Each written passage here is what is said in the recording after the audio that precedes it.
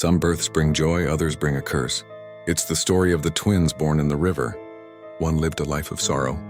The other lived a life that was never hers. This is the story of Adeze and Adana. It happened in the late 1990s. A woman named Ngozi was 7 months pregnant when she went to the river to wash clothes. It was a normal day, children were swimming. Fishermen nearby were casting nets. Women lined the riverbank, chatting and scrubbing. Suddenly, Ngozi clutched her belly, sharp, unforgiving. She screamed. By the time help arrived, it was too late.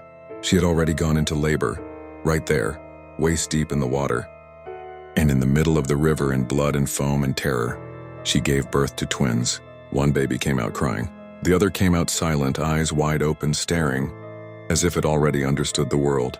The villagers helped her out of the water, wrapping both babies in cloth. But no one noticed the small swirl in the river behind her, the ripple that didn't come from her body or the current.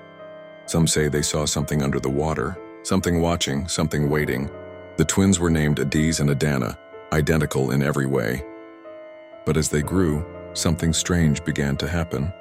Adana was healthy, joyful, always laughing.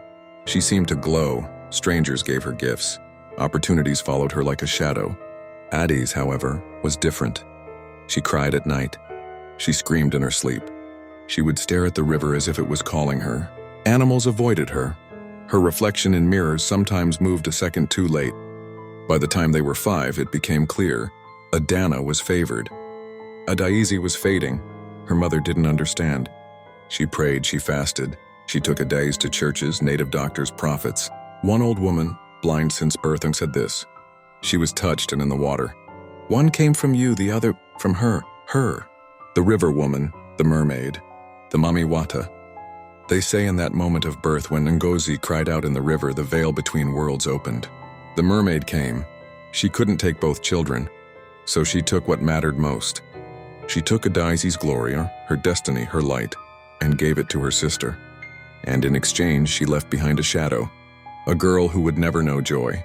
As the years passed, Adana became everything Adeze was meant to be. Beautiful, loved, successful. Adeze was haunted. She couldn't keep a job. Every relationship ended in betrayal.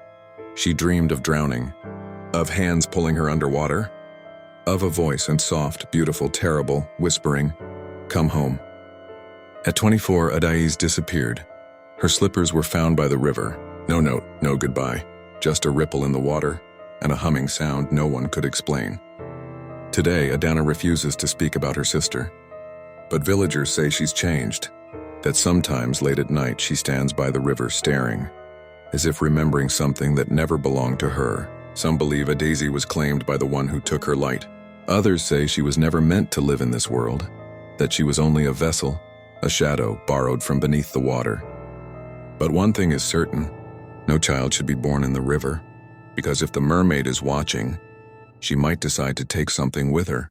The river gives life, but it never gives for free.